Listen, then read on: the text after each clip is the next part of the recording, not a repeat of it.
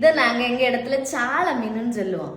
வெளியில உள்ளவிய இது வேற ஏதோ மத்தி மீனா ஏதோன்னு ஒரு பேருன்னு சொல்லணும். அது என்னன்னு தெரிஞ்சவனும் கமெண்ட்ல சொல்லிட்டு போங்க. இப்ப இந்த சால மீனை நம்ம தேங்காய் போட்டு எப்படி கறி வைப்புன்னு பாப்போமா? வாங்க.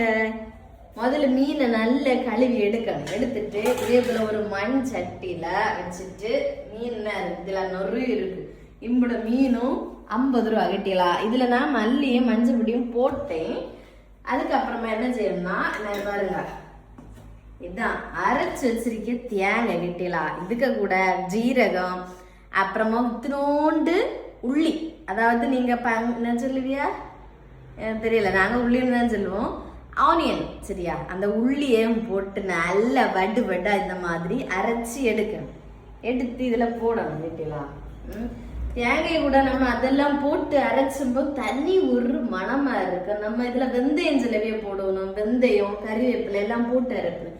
எனக்கு இந்த ஓமா வெந்தயம் இது ஒன்றும் பிடிக்காது கிட்டில, அதனாலதான் இந்த மாதிரி பண்ணியது. அது டேஸ்ட் இன்னும் கொஞ்சம் வித்தியாசமா இருக்கும். சிலவங்களுக்கு அது நல்லா பிடிக்கும், சிலவங்களுக்கு பிடிக்காது. இதுல இஞ்சி போட்டு அரைப்பணும், தேங்காயில அப்படி நிறைய சாதனங்கள் போட்டு அரைப்பணும். ஒவ்வொருத்தங்களே டேஸ்ட்டை பொறுத்து. தேங்காய்க்கு விலை தெரியுமா? 1 கிலோ 100 ரூபா தாண்டிய சங்கட்டில. அதனாலதான் இன்னைக்கு கொஞ்சம் தேங்காய், இல்லைன்னா இன்னும் நிறைய தேங்காய் போடுவேன். தேங்காய் போட்டா டேஸ்ட் இருக்குமான்னு தானே பாக்குது. எங்க கன்னியாகுமரியில ஸ்பெஷலே இந்த தேங்காய் போட்டு மீன் கறி வச்சுதான் கேட்டீங்களா, தனி ஸ்பெஷலா இருக்கும். எல்லாத்தையும் அடி கழுவி வீத்திட்டு மெயின் சாதனம் கேட்டீங்களா, புளி நேருங்க ஊற போட்டுருக்கு. பத்தியலா ஊற போட்டிருக்கு. இந்த புளியை நல்லா கலக்கி பறக்கி நல்லா இப்படி புளியணும். இங்கதான் நமக்கு அந்த இது வரும், புளிப்பு வரும். நல்ல எனக்கு இந்த மீனை பொறுத்த வரைக்கும் புளிப்பு எருப்பு ரெண்டுமே வேணும். அப்படி நீங்களும் வச்சு பாருங்க, டேஸ்ட் சூப்பரா இருக்கும்.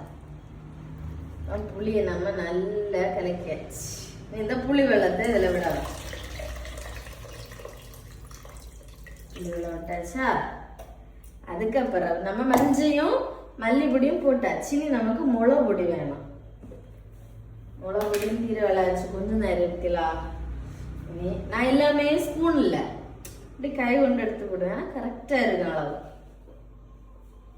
மிளகு பொடி போட்டாச்சு. இனி திரும்ப இதுல கையில மிளகு இருக்குல்ல, அதனால நல்லா கழுவி. இன்னொரு சாதனம் நம்ம மறந்து, உப்பு. அது ரொம்ப முக்கியம் இல்ல. உப்பிட்டவர உள்ள அளவு அப்படின்னு சொல்லுவோம். நினைச்சது எல்லாட நீங்க இந்த காலத்துல யார் உப்பிட்டவர உள்ள அளவு நினைச்சுன்னா? இப்படிதான் மக்களே இந்த சால மீன் கறி வச்சுருங்க கேட்டீங்களா? நீங்களும் ட்ரை பண்ணி பார்த்துட்டு எப்படி இருக்கு